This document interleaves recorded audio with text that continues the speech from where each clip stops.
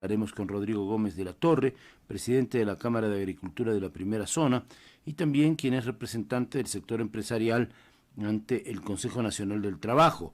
Son temas importantes aquellos de la fijación de los salarios que se están tratando y naturalmente la producción agrícola.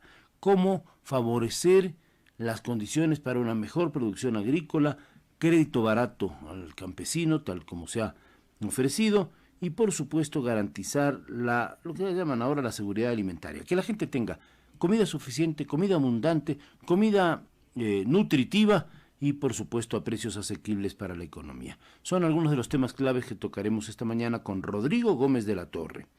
Dialogaremos en la parte política con el asambleísta Marlon Cadena de Izquierda Democrática, tocaremos algunos asuntos políticos y la reforma tributaria. No queremos dejar de seguir ahondando en opiniones, en puntos de vista sobre la crisis carcelaria y para hacerlo exploraremos sus causas, pero también sus remedios más inmediatos y los de largo plazo. Estará con nosotros Ramiro García Falconi, abogado, experto en derecho penal, con quien tendremos un intercambio de opiniones, de preguntas en una entrevista. Y para seguirle tomando el pulso a la economía, para lo que pasa con el presupuesto, para las oportunidades de negocios del país y sobre todo para una transformación que debiera profundizarse, el diálogo será con Mauricio Pozo Crespo, exministro de Economía y Finanzas. También les contamos que el tema taurino se vuelve epicentro. En Ecuador en este momento todos los ojos de la afición del mundo se vuelcan en la Tacunga, donde mañana habrá ya una corrida de gala espectacular con un mano a mano de toreros españoles como Morante de la Puebla, el primero del escalafón, como Miguel Ángel Pereira con una clase magistral realmente, un torero que acaba de debutar en Riobamba, pero que en la Tacunga cuando debutó hace un par de años triunfó y de qué manera. Y Morante, que es ídolo del escalafón español en este momento y que ha llevado una temporada esplendorosa, pues constituyen un atractivo verdaderamente de combinación del arte, del clasicismo, de dos conceptos diferentes, pero que se juntan en los más puros cánones de la tauromaquia. Y para los amantes del arte del rejoneo, Álvaro Mejía estará haciendo gala de su maravillosa cuadra y de sus progresos, este rejoneador ecuatoriano. Se lidiarán reses de Guagrahuasi y también de la ganadería de Santa Rosa para el rejoneador. El sábado un cartel esplendoroso con muchos matices, con el torero espectacular de gran conexión de David Fandil el Fandi, con Antonio Ferrera, que ya saben está atravesando un momento formidable, y Daniel Luque, después de una temporada donde reafirmó su categoría, valor, pero también el clasicismo y los conceptos del arte de interpretar su toreo con una corrida de Triana. Y el domingo será el Festival Virgen Esperanza de Triana, edición número 17, en la Plaza San Isidro el Labrador de la Tacunga, con todas las figuras que hemos comentado, más dos toreros ecuatorianos como Juan Francisco Hinojosa y José Andrés Marcillo. Esto en cuanto a lo que les decía, se vuelve epicentro de la tauromaquia mundial, con todos los ojos del mundo puestos en Ecuador, y bueno, la siguiente semana también habrá festejos en Machachi, de los cuales comentaremos oportunamente. También nos acercamos hacia los momentos e instancias finales del campeonato ecuatoriano de fútbol, Liga Pro en su segunda fase. Varios de los partidos serán unificados, como ya nos han informado, y de eso tocaremos en los últimos minutos de este espacio la información pertinente con nuestro compañero Tito Rosales. De momento queremos saber qué titulares trae Últimas Noticias. Carlos Mora nos informa. Amigos de Radio Quito y Platinum FM, buenos días. Hoy en Últimas Noticias, entre otros temas, les contamos los detalles de la elección de esta noche de la nueva reina de San Francisco de Quito. 10 muchachas se disputan el título esta noche en el Teatro Nacional de la Casa de la Cultura. Además, una guía indispensable para saber cómo actuar antes, durante y después de un sismo. y nos sumamos al Día Internacional para la Eliminación de la Violencia contra la Mujer. Le contamos los eventos que al respecto se desarrollan hoy en la capital. Que tengan todos un buen día. Qué importante lo que nos ha contado Carlos Mora. Entonces, ya saben ustedes, estas fiestas de Quito a las que les falta algo, sin duda. Todo el mundo lo sabe, desde que otros vientos empezaron a soplar y la verdad es que partieron las fiestas de Quito en su columna vertebral, que era la Feria de Quito. Pero bueno, se llevan adelante. Lo de la elección de la reina es una muy buena noticia, sobre todo para quienes quisieron también de modo arbitrario cortar las tradiciones. Y la reina de San Francisco de Quito, pues es una gran noticia que se celebre esta elección. Y naturalmente el tema que acaba de mencionar Carlos Mora atraviesa toda nuestra vida, con los altos índices de femicidio en el Ecuador, con los niveles de maltrato, la conciencia sobre esta materia para cambiarla, porque la voluntad de cambio está en la sociedad, es importante crearla. Y cómo no, si lo hace Últimas Noticias de esta manera, también nosotros nos sumamos a esa voz. Son las 7 de la mañana, 14 minutos, una hora menos en Galápagos. Venimos enseguida con Rodrigo Gómez de la Torre, presidente de la Cámara de Agricultura de la Primera Zona. Este es el segmento de opinión con la conducción y dirección de Gonzalo Ruiz Álvarez. Las opiniones vertidas en este espacio son de exclusiva responsabilidad de sus participantes. Diálogo con quienes hacen noticia.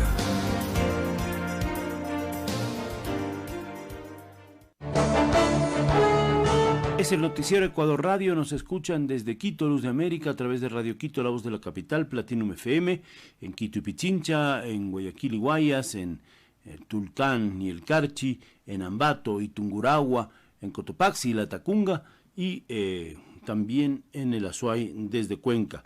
Con las plataformas completamos la sintonía en el país y el mundo. Estamos con Rodrigo Gómez de la Torre, el expresidente de la Cámara de Agricultura de la Primera Zona. Agradecemos por atender esta entrevista y por supuesto por tocar algunos temas fundamentales. Vamos a hablar de la producción agrícola, de los precios, del valor nutritivo, del esfuerzo que hace el campo por dar de comer a la ciudad y a todo el país, y por supuesto también por exportar. Pero quiero empezar este diálogo con la tratativa sobre un tema particular que es coyuntura cada fin de año.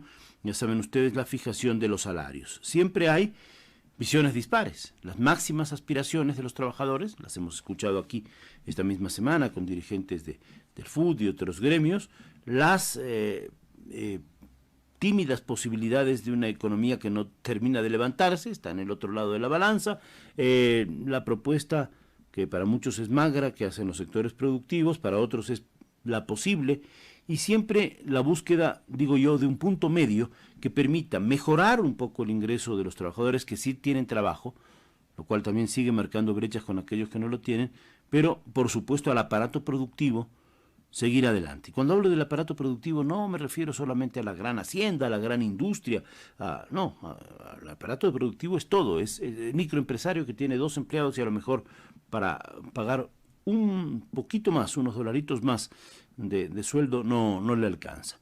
El punto medio, en el medio está la verdad, decía un aforismo romano. Pero bueno, escuchemos a Rodrigo Gómez de la Torre, presidente de la Cámara de Agricultura de la Primera Zona y siempre vinculado al tema de fijación salarial con esta tremenda responsabilidad en estos tiempos. Muy buenos días, Rodrigo, un saludo cordial. Muy buenos días, Gonzalo, buenos días a todos los radioescuchas. Y quiero comenzar con 2 temas y voy a vincularlos. Cuando tú haces referencia al aparato productivo, estamos hablando de todos. Así es. Estamos hablando de esa persona que en el mes de agosto, septiembre, comenzaba a preparar y acumular sombreros para salirlos a vender al lado de la Plaza de Toros, en Quito. Sí, así es. Los puestos de comida, que le dieron un golpe certero, ¿no? A la fiesta Jesús del Gran Poder, que se dice en cuentas que le movía la economía de Quito en más de $130 millones por esos días y que ahora ya no se mueve. Ese tipo de cosas son aparato productivo y esa era una cara como una de las fiestas más reconocidas en América Latina, la fiesta Jesús del Gran Poder. Pero bueno, así es. son cosas que pasan. Y me parece muy bien el ejemplo, porque es personas que se esforzaban desde su emprendimiento particular para fabricar sombreros, para preparar las comidas, para hacer una inversión y que ya no lo tienen más. Pero bueno, aquí hay grandes retos para esta tarea de la fijación de los salarios e insisto, cómo hacerlo con equilibrio, o sea, que aguante la economía, aguante ese aparato productivo y también beneficie al trabajador con algo de alivio para que ese dinero también circule y dinamice la economía. A ver, Rodrigo.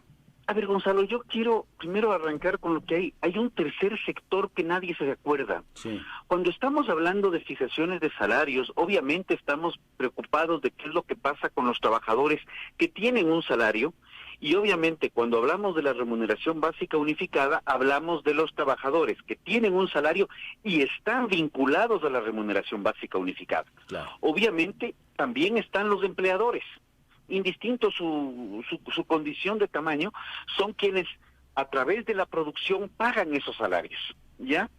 Pero hay un tercer sector que nadie se acuerda y ese creo que es el que más debería preocuparnos, que es la gran mayoría de ecuatorianos, más de 5.700.000 ecuatorianos, que no tienen empleo. Claro.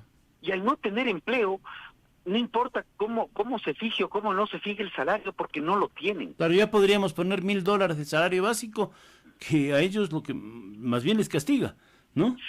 Exactamente, ya eso iba.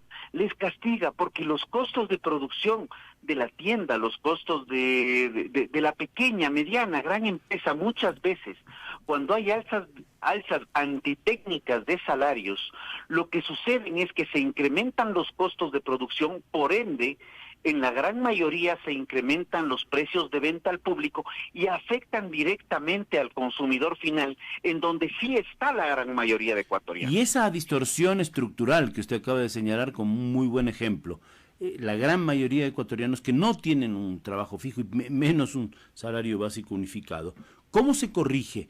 ¿Cómo hacemos para que esos sectores se incorporen al trabajo? Estamos hablando de otro tema, más allá de la fijación de salarios de cíclica, que es cada fin de año por esta época. Por favor, Rodrigo. O sea, ahí yo creo que uno de los temas que se trató en campaña fue, obviamente, y reconocemos y creemos en la palabra del presidente y entendemos la dinámica económica, el tema del compromiso presidencial, en que habló de un incremento salarial importantísimo, debo anotarlo, en 4 años. Sin embargo, ese incremento salarial también se hacía referencia y se entendía la necesidad imperiosa de una reforma laboral, en donde no solamente hablemos de salarios, sino principalmente hablemos de empleo. De la generación de empleo, laboral, claro. Esta reforma estaba en este momento suspendida, se cayó en la ley de creación de oportunidades, por un sinnúmero de razones que las hemos observado, tanto trabajadores como empleadores, y no vale ni entrar en esa materia. Uh-huh. Sin embargo, en estos días en el Consejo Nacional del Trabajo, obviamente, han habido dos posiciones y dos posiciones muy claras. La parte trabajadora ha sido muy enfática en decir el compromiso presidencial y estamos conscientes todos de este compromiso. Y nosotros hemos dicho que ese compromiso presidencial no necesariamente es lineal, sino se vaya ajustando a las realidades económicas. Vemos que pueden haber mejores expectativas económicas para el próximo año de las cifras que tenemos al momento, y lo que decimos es, seamos prudentes, porque las alzas antitécnicas de los últimos años han evidenciado en cifras lo que en algún momento nos dijimos: tengamos cuidado con una alza antitécnica, porque puede derivar no en generación de empleo, sino en pérdida de empleos. Y claro, Ajá. Del 49.6% que teníamos de empleo pleno en el 2014 al año 2019, pero que no quiero meter al 20. Sí, el Al 20 hay 2019, que sacarlo porque no rompió todos los parámetros. Sí, tienes razón, Rodrigo. Exactamente. Al año 2019 ya teníamos el 38%. Ya habíamos perdido prácticamente 11 puntos de empleo pleno. Y es cuando las cosas no se dan en el marco de la norma y de la técnica. Ahora, yo quiero que usted comente un tema, porque lo he tratado también con la dirigencia sindical, que es esto de los $500. Me parece a mí, y es mi opinión personal, que el ofrecimiento del presidente Lasso cuando estaba en campaña era alcanzar $500 en los 4 años de gobierno, pero no necesariamente significa que toda la relación del incremento de cada año sea tomar la diferencia entre los $500 y el salario básico actual, dividirla para 4, sino hacerlo de modo escalonado y a lo mejor proporcional. Y ahí puede haber una diferencia de opinión sensible. Precisamente a eso me refería, que no necesariamente tenía que ser los 25 por año, sino tengan una vinculación directa con el crecimiento de la economía. El crecimiento de la economía permite una generación, una mayor generación de empleo principalmente. Y ahí es donde yo sí quiero aclarar algo que ha sido un poco mal entendido hacia afuera. Nosotros en el Consejo Nacional el día martes que mantuvimos la reunión, presentamos una cifra que no era necesariamente una propuesta, era simplemente, hay un acuerdo ministerial que dice, la fijación del salario puede calcularse con estas variables macroeconómicas que las emite Ministerio de Economía y Finanzas, que las tenemos a través del INEC, que las tenemos a través del Banco Central. Y esa fórmula, debo aclarar que es una fórmula compleja, tiene unas dos betas, tiene betas y deltas, o sea, uno define rangos, lo cual abre una discrecionalidad, digámoslo así.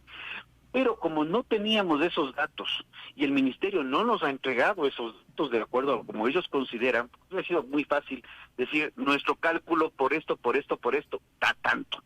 Nosotros hemos suplido esa deficiencia de esos datos a través de un informe de la Organización Internacional del Trabajo. Ese cálculo que está en un acuerdo ministerial, que no lo pusimos nosotros, ese cálculo da alrededor de $3.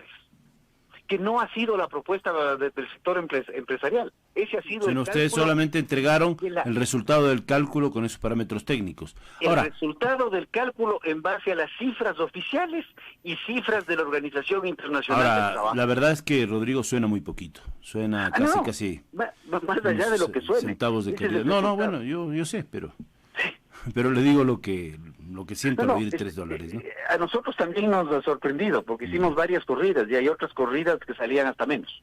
Debo anotar también eso. Ahora, eso usted conoce que una cifra de esa naturaleza, si se llega a arribar a algún acuerdo, o por último, si esa es la cifra que impone el gobierno, si no se ponen de acuerdo empresarios y trabajadores, será una cifra perturbadora en el orden social, no va a generar malestar. Eso también hay que considerar. Entonces, por eso yo digo, siempre en el equilibrio está la razón, ¿no? El equilibrio, el que estamos completamente de acuerdo, la lógica del Consejo precisamente es buscar un equilibrio entre trabajadores y empleadores, claro. Y por eso la primera opción siempre será el acuerdo entre las partes. Y la ley determina que de no llegarse a un acuerdo entre las partes, según el artículo 118, el Ministerio del Trabajo deberá aplicar, y tal cual lo estipula, deberá aplicar la inflación proyectada para el año 2000. Es decir, una indexación, en definitiva. Es una suerte de indexación directa, claro. En el cual daría un número, y digo daría porque también son cálculos en base a las cifras oficiales, de 5.12. Ahora, yo me pregunto, y voy a poner ejemplos así drásticos, entre $100, máxima aspiración de algún sector, y 3, ¿por dónde podemos buscar una salida, no? Estamos un poco distantes todavía, hemos quedado en tener conversaciones, y de hecho hemos mantenido varias conversaciones al interno, porque hay varios escenarios lamentablemente que se conjugan. Hay 3 sectores que son los principales captadores de mano de obra, y captadores de mano de obra vinculada a la remuneración básica unificada.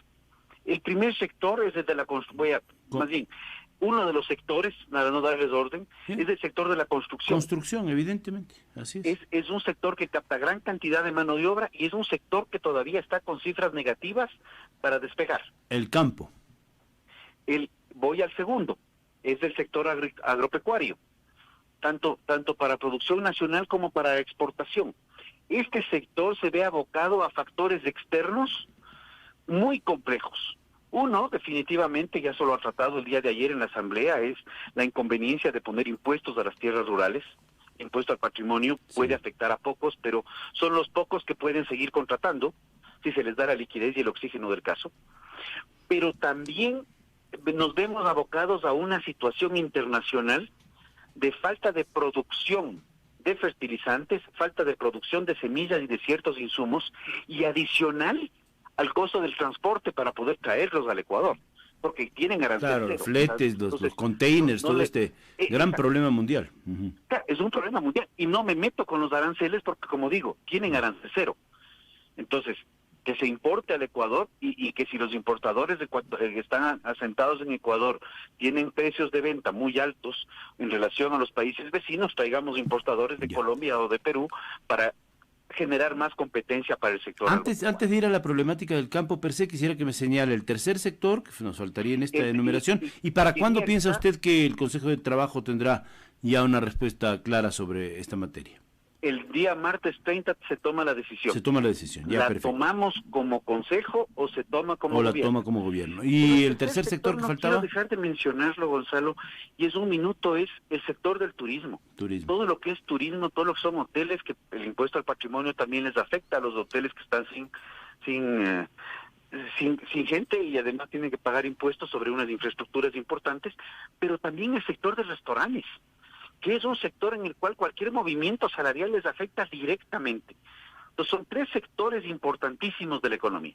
De ahí viene la problemática del campo, que está sujeta en su gran mayoría, lamentablemente, a factores externos, sobre los cuales podemos tomar previsiones, pero no podemos tener certezas, como el caso clima, por ejemplo. Por supuesto, claro. Son variables incontrolables para el ser humano. En el caso clima para el ser humano y en el caso de la situación internacional de provisión y transporte de insumos para el caso ecuatoriano. Claro, porque son factores exógenos que afectan directamente a la producción interna. Es decir, así es, ahora, y a la productividad. Yo quería profundizar también, por eso nuestro diálogo con Rodrigo Gómez de la Torre tiene esta doble condición, el tema de fijación de salarios, pero la producción agrícola. ¿Cómo está este momento? ¿Cómo está el tejido productivo? Todo este esfuerzo gigante que lo hemos destacado durante la pandemia para dar de comer a la ciudad y al campo, para darnos de comer a todos, para exportar más. ¿Cómo se ve hoy? ¿Cuál es el panorama? Porque quisiéramos que se produzca más, quisiéramos que todo funcione mejor, pero a veces no hay todas las condiciones. Y en ese sentido, un tema clave que me parece, y lo hemos tocado, no sé si con usted alguna vez, pero aquí en este programa es también el crédito asequible para los pequeños productores. El propio presidente Lasso habló del capital semilla, hablaron de tasas de interés que no tienen nada que ver con la estructura de tasas de interés vigentes en la banca comercial, digamos así, ¿no? A ver, ¿cómo orientamos todo eso para que esta producción agrícola, fértil, fecunda, variada, rica en todo factor, en nutrientes, en fin, que en esta variedad maravillosa que nos da el Ecuador, se pueda volver un factor de riqueza para los trabajadores del campo, para los pequeños, para los medianos y para los grandes y para el país? Y por supuesto conservando y potenciando todas estas virtudes. Voy a tratar de resumir lo más corto y conciso posible. El Ecuador requiere que la banca pública tenga una normativa de banca pública y no una normativa de banca comercial. Ya. No existe una diferencia normativa. ¿Que hay una diferencia entre una y otra? Hay una diferencia sustancial, porque la banca pública es una banca de desarrollo donde las tasas de interés juegan un papel y unas condiciones diferentes a las de la banca comercial. El Ecuador no diferencia las dos bancas, lo que deriva en que un Banecuador maneje crédito, tasas de interés en función de las regulaciones de la Junta Monetaria o Junta de Control Financiero Monetario, como se llame, y tenga tasas del 8, 9, 10, 12, 13%. No parece tener sentido, naturalmente. Siga usted. Pero eso es un tema de normativa, el famoso Código Orgánico Monetario y Financiero. Segundo punto, la economía agropecuaria, si bien puede ser por la estructura de la tierra, de micro o pequeños productores, para que pueda ser sostenible en el tiempo, de forma autónoma, usualmente lo que el mundo ha hecho, y que el Ecuador no lo está haciendo todavía, son procesos asociativos. son procesos asociativos y cooperativos en donde todos se juntan para generar economías de escala, tanto para adquirir insumos a precio más barato, como para consolidar claro, mercados. Si se juntan 100 productores agrícolas en importante. una cooperativa, pueden decir, a ver, negociamos mejor el insumo, negociamos mejor esto, y además potenciamos el mercado de una manera distinta. Exactamente, porque ya nos podemos potenciar hacia el mercado nacional como hacia el mercado internacional. Y también, 100 no es mucho, según el último censo, somos 841,000. Entonces, por parroquias podemos juntarnos geográficamente, inclusive para potenciar las diferenciaciones locales. Ahí es donde, y esto lo hemos planteado en oficios tanto a la Presidencia como al Ministerio de Agricultura, y no de ahora, de tiempo atrás, crédito asociativo, utilizar el crédito para no distribuir crédito como subsidio, sino distribuir crédito como un incentivo a la asociatividad. Y voy a ponerme yo como ejemplo.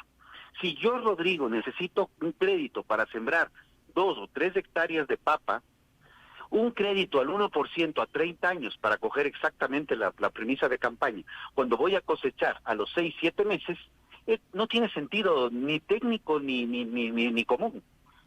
Pero sin embargo, si yo me junto con la gente de la zona y armamos 80 hectáreas de papas y hacemos un proyecto de producción de papas dividido en 12 meses, donde además de la producción podemos implementar una planta clasificadora de papa. Trabajamos con la misma variedad, trabajamos con una misma forma productiva, de forma que lo que saquemos como producto sea homogéneo, podemos atacar a mercados de fuera. En esos casos, cuando se hace ya no un crédito para siembra, sino un crédito para producción, pensando en el mediano largo plazo, 5, 10 años, podríamos estar apuntando no solamente a satisfacer las necesidades del mercado nacional, sino a satisfacer necesidades del mercado internacional, en donde ahí sí un crédito al 1% a 30 años plazo tiene completo y absoluto sentido, porque ya no estamos hablando de un desarrollo, de un crédito para sembrar papa y cosechar papa, sino estamos hablando de un crédito que impulsa el desarrollo productivo en el mediano largo plazo, en donde el crédito es un incentivo para que nos juntemos a trabajar como equipo. Usted ha dicho una palabra clave, juntarse. ¿Y cuándo juntamos al sector público, al Ministerio de Agricultura, tal vez a los sectores técnicos, a los productores, al gobierno y a quienes tienen en sus manos el día a día de la tarea, que creo que esta sería un poco la última inquietud por ahora, Rodrigo? Creo que la primera estrategia compleja y que la hemos vivido por muchos años es que haya un acuerdo público-público. El Ministerio, y voy a topar el ejemplo antes de que el Ministerio de Producción y Comercio Exterior se junten, porque esa unión ha ayudado bastante, pero que agricultura, producción, comercio exterior e inclusive salud para el tema de consumo interno trabajen en una agenda transversal, no en agendas individuales. Porque el momento que yo trabajo en una agenda transversal, yo estoy pensando no solamente en las exigencias y requerimientos del mercado internacional, sino las exigencias y requerimientos del mercado nacional, y en función de las demandas de los consumidores, tanto locales como internacionales, se va articulando la producción hacia atrás. Entonces se arma una agenda productiva de mediano largo plazo en un acuerdo público-público para que el sector privado tenga un norte claro y saber a dónde vamos. Porque si uno va al Ministerio de Agricultura, le dan una hoja de ruta. Y si se va a producción, le dan otra hoja de ruta. Claro. Y si se va a comercio exterior, le dan una tercera. Todo eso debe estar articulado. Pero ese es un tema que es una responsabilidad, y lo venimos hablando 3 gobiernos ya. Es un acuerdo público para dar lineamientos claros al privado, porque el público dicta políticas y el privado es el que pone el riesgo, porque al final del día el crédito debe ser pagado y somos los privados quienes asumimos el riesgo. Perfecto. Tanto de levantar el crédito como de pagarlo. Bueno, y en eso se compromete toda la esperanza. Seguiremos hablando del tema en otra ocasión. Gracias a Rodrigo Gómez de la Torre, muy interesante lo que ha puesto sobre la mesa. Ahí están las cartas, hay que jugarlas bien, hace falta por la economía del país, por la economía agraria, por aquel sector que es uno de los más, de los que menos oportunidades de salir adelante tiene, y con el potencial inmenso del Ecuador. Es una pena que no se lo haga. Gracias, Rodrigo. Un saludo cordialísimo.